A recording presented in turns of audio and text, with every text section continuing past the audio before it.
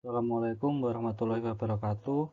Perkenalkan, nama saya Dibi Mantoro, NPM 21012010244 dari kelas K UPN Veteran Jawa Timur, jurusan manajemen. Saya di sini akan menjelaskan tentang penerapan matematika dalam bidang ekonomi.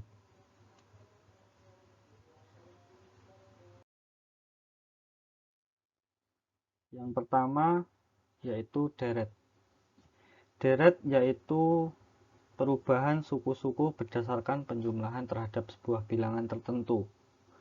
Nah, saya mempunyai dua contoh, yaitu 1, 4, 7, 10, 13, 16, dan seterusnya, yang dimana setiap bilangan tersebut mempunyai penjumlahan yaitu ditambah 3, jadi membentuk sebuah angka deret.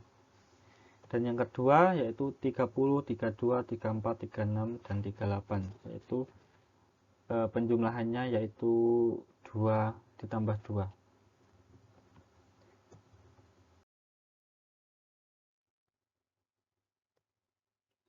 Deret hitung suku ke N. Nah, sebuah deret dapat dihitung dengan rumus Sn sama dengan A plus kurung buka N min 1 kurung tutup dikali B. Nah, keterangan dari rumus tersebut yaitu Sn sama dengan suku ke N atau suku tertentu atau suku yang akan kita cari dengan rumus tersebut. Sedangkan A yaitu suku pertama atau S1 dan B yaitu pembeda.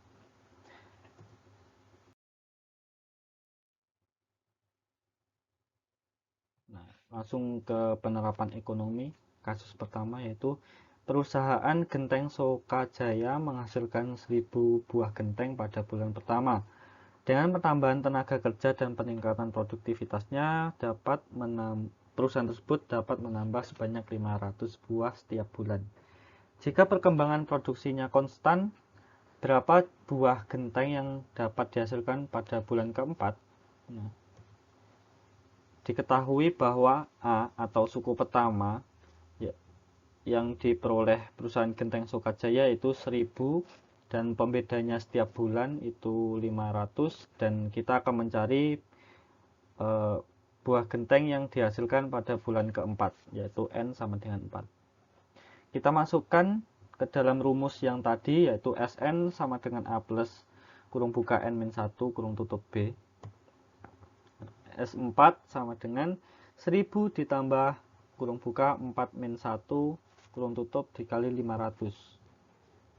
Nah, dan S4 sama dengan 1000 ditambah 3 dikali 500 yaitu 1500, dan mendapat hasil yaitu 2500.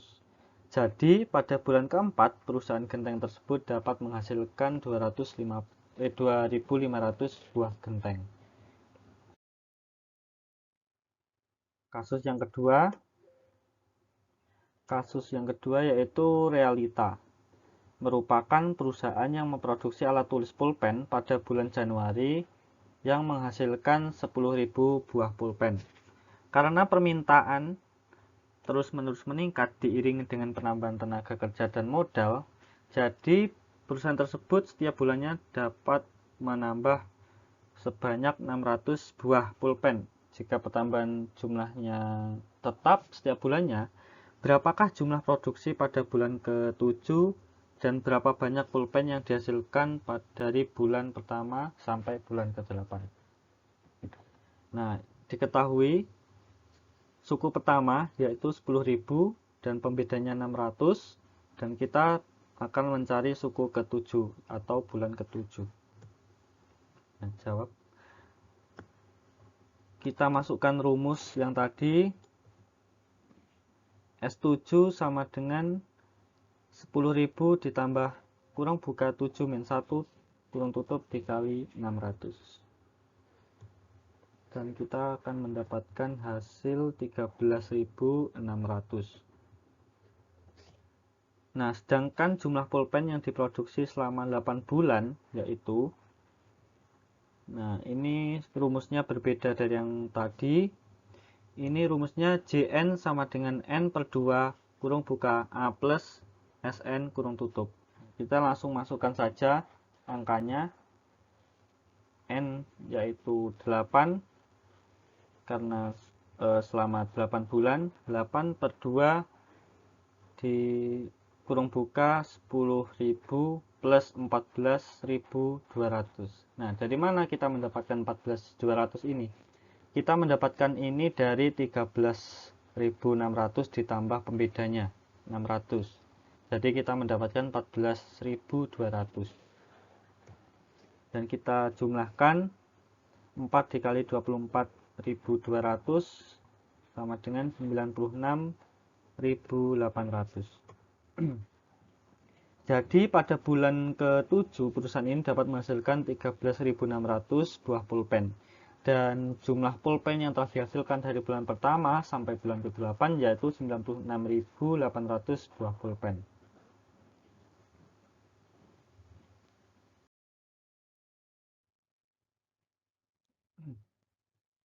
Himpunan. Himpunan adalah suatu kelompok atau kumpulan objek yang memiliki definisi yang jelas.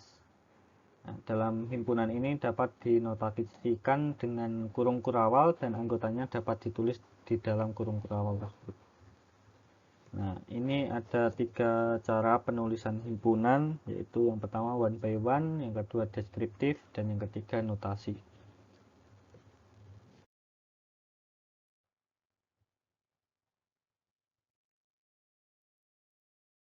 Nah, ini ada operasi himpunan yang pertama yaitu gabungan. Nah, gabungan ini contohnya himpunan A terdiri dari 1, 3, 5, 7, 9, dan 11. Dan himpunan B yaitu 2, 3, 5, 7, 11, dan 13. Nah, jika himpunan A dan himpunan B digabung, maka dapat ditulis dengan cara A gabungan B sama dengan 1, 2, 3, 5, 7, 9, 11, 13. Yang artinya semua angka yang terdapat dalam diagram Venn ini ditulis dalam A gabungan B. Yang kedua, irisan. Sebagai contoh, himpunan A anggotanya yaitu 0, 1, 2, 3, 4, 5 dan himpunan B 3, 4, 5, 6, 7. Nah, dari himpunan tersebut terdapat 2 anggota yang sama, yaitu 3, 4, 5, yaitu di antara A dan B ini, di tengah-tengahnya. Nah, dari kesamaan inilah bahwa irisan himpunan A dan himpunan B dapat ditulis dengan cara A irisan B sama dengan 3, 4, 5. Lanjut. Himpunan yang ketiga yaitu komplement. Di dalam diagram ini terdapat S. S ini atau keseluruhan dari anggota-anggota yang terdapat dalam diagram Venn tersebut, yaitu S beranggotakan 0, 1, 2, 3, 4, 5, 6, 7, 8, 9. Dan di lingkaran atau anggota A yaitu 1, 3, 5, 7, 9. Dapat diperhatikan bahwa semua anggota S yang bukan dari anggota A membentuk himpunan baru di luar himpunan atau anggota A, yaitu 0, 2, 6, 4, 8. Maka komplement dari himpunan A adalah A pangkat C sama dengan 0, 2, 4, 6, 8.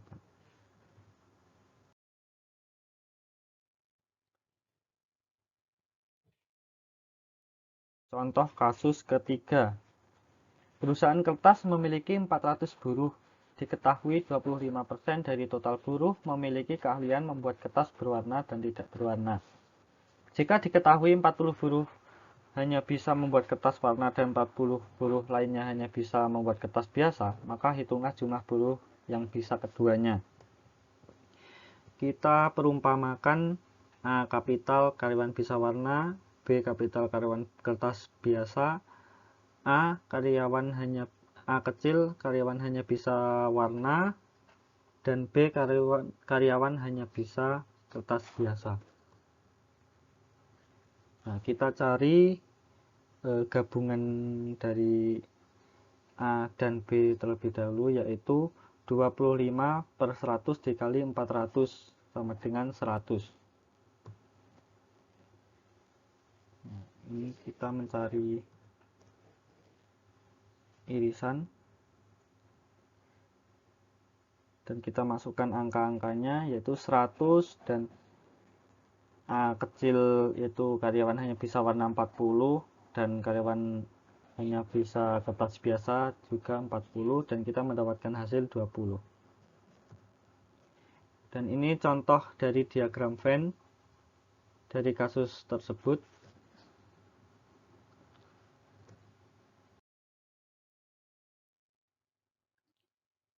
Selanjutnya yaitu keseimbangan pasar. Kondisi permintaan dan penawaran menunjukkan keseimbangan dalam harga tertentu.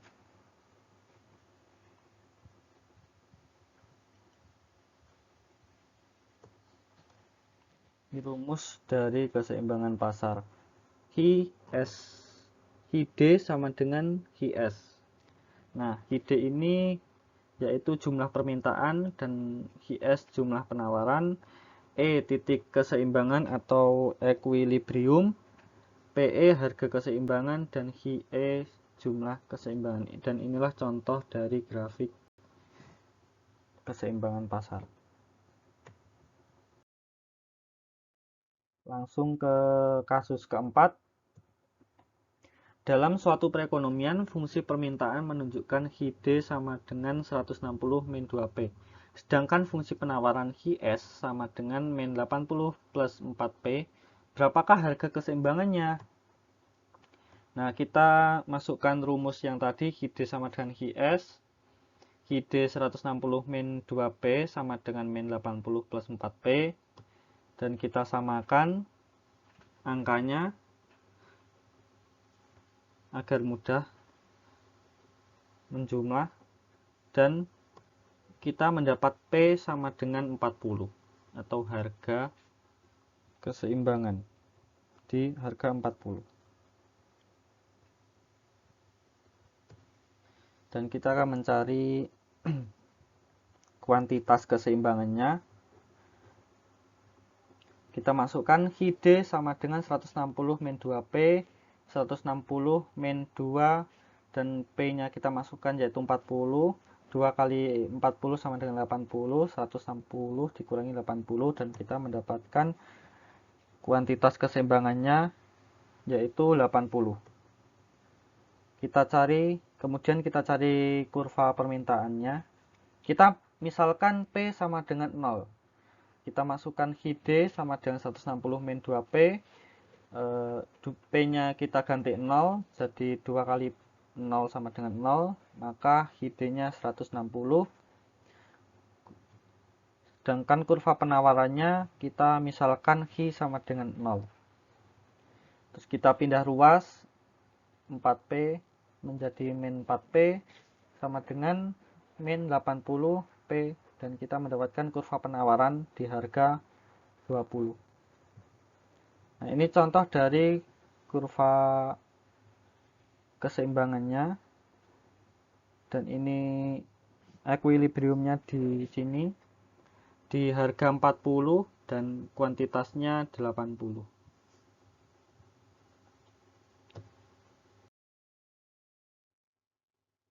Lanjut contoh kasus kelima. Fungsi permintaan PD sama dengan 50 min Hi dan fungsi penawarannya PS sama dengan Hi plus 20. Carilah harga dan jumlah keseimbangan pasar. Nah, kita cara menjumlahnya sama yang contoh kasus 4 tadi. Kita masukkan angkanya 50 min Hi sama dengan Hi plus 20. Kita samakan dan mendapatkan Hi sama dengan 15.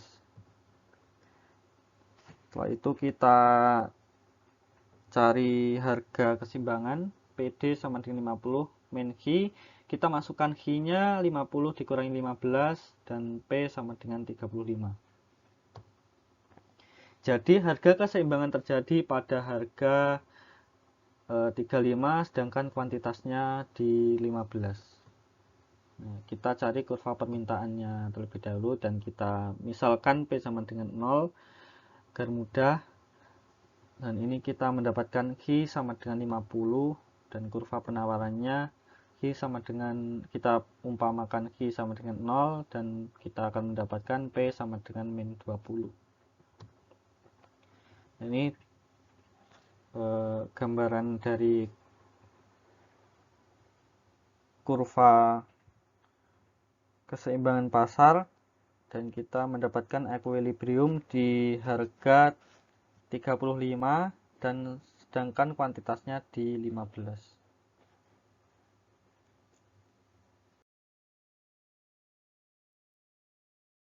Sekian dari presentasi saya. Mohon maaf apabila penjelasan saya terlalu cepat atau ada materi yang belum jelas. Saya akhiri. Wassalamualaikum warahmatullahi wabarakatuh.